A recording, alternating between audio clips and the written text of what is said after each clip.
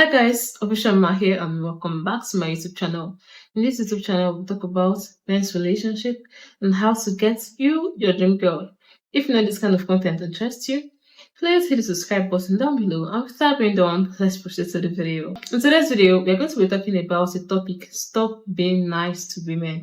It's no longer in news and it's no longer new for most of you guys to know that nice guys actually does finish last. Most of you are going to say, oh, Uma, why are you saying so? Why are you saying that we should stop being nice to women? Yeah, I want you to understand that there's a difference between being a nice guy, being a nice person, and being a kind person. Hold on, I'm going to explain.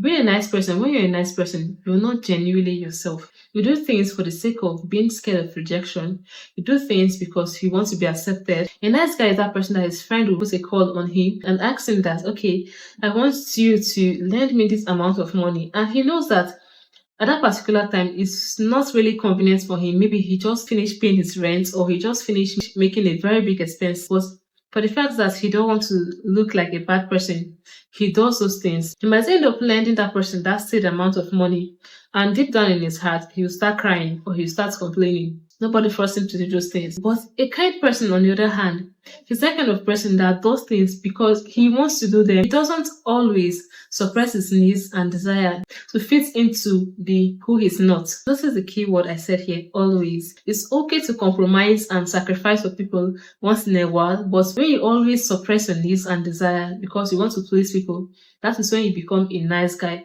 But a kind person, he does things because he wants to do them, not because of what he seeks to gain in return. That is the difference between a nice guy and a kind guy. And it's also important for you to note that lasting connections are not built on being nice. They are built on authenticity because you cannot keep pretending to be who you're not.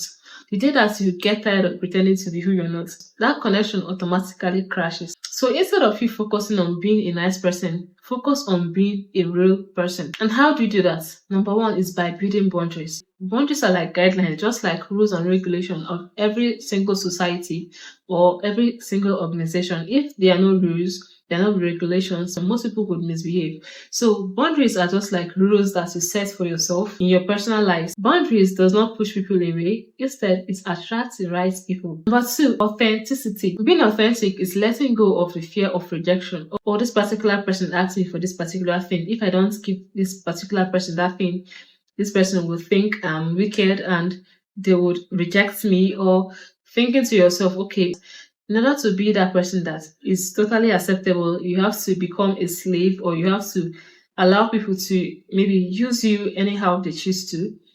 Being authentic is letting go of the fear of rejection. Number three is valuing yourself. If you're that kind of person that is always there accommodating to fix the problem, you're in a relationship and every single time, you're always the person that is fixing the issue. You're always the one apologizing even when you're wrong and even when they are wrong. Most times you should not only be the person that is pouring into the cup. It has to be 50-50. You guys have to meet each other halfway. There's supposed to be efforts from the both parties. Stop ignoring your needs every single time. And the one thing about valuing yourself is that when you value yourself, when you treat yourself good, you teach other people how to treat you. If you're the kind of person that is always saying mean things about yourself, oh, I'm ugly, no one likes me, I'm this, I'm that, how do you expect some other person to treat you when you don't treat yourself nice, you don't treat yourself good? For example, there's one time I use an example and I said that if, for example, you go to maybe visit a particular person and when you go to the person's house or when you go to the person's home, the home is looking all dirty and unkept. Most times, most people would not want to even pull off their shoes before going into that home because in the first place, the home wasn't looking good. The house wasn't looking good. It wasn't looking clean and all that. Most people would not want to pull off their shoes when they are going into that particular house because the house wasn't looking good in the first place. So when you don't value you, when you don't value your own thing, how do you expect other people to value that particular thing? That is a question that you should ask yourself. And number four thing that we should stop doing is that we should stop constantly seeking validation from other people. Stop measuring your worth based on other people's validation. For the fact that that girl did not accept to be your girlfriend, it doesn't mean that you're not good enough. It doesn't mean that you're ugly. It doesn't mean that you're a bad person. I'm not trying to say that you should not improve yourself. Yeah, improve yourself, but don't measure your worth based on other people's validation. Stop seeking validation from other people every single time. One thing that you have to understand is that you can never know the capacity of an engine in a boat when that boat is on land.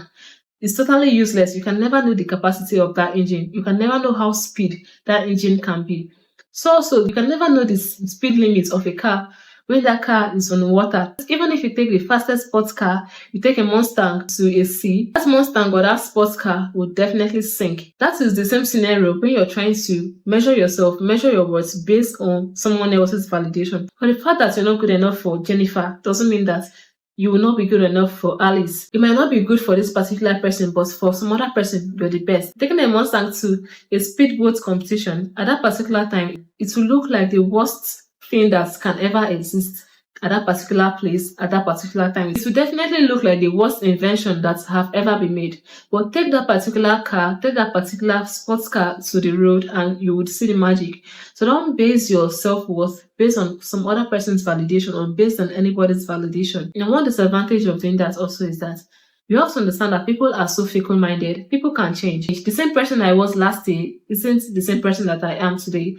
And definitely the same person that I am today would not be the same person that I would be next year. You have to understand that people are fickle-minded. You should not trust something that changes at every time and season, something that is very unpredictable. And for you to build this kind of confidence, you have to believe that it's not about how some other person see you, but how you see yourself. For example, if you know this particular painting on the wall is black, you're sure that it's black. If someone else comes and tell you that this particular thing is green or is yellow, you would never believe that person because you know that this is color black. That is the same thing when you see yourself like someone that is good enough. Somebody else would not come and tell you otherwise. And the last point I have here is that you should have self-love. Self-love is not a luxury, it's a necessity. You should love yourself because if you don't love yourself, everything that I mentioned in this video, definitely you can't do them. And when you're having self-love, you should also have self-compassion. This one is not like people don't talk about it enough, but that's the truth. You should also have self-compassion. Be able to forgive yourself. Have that self-compassion for yourself. Stop always beating yourself.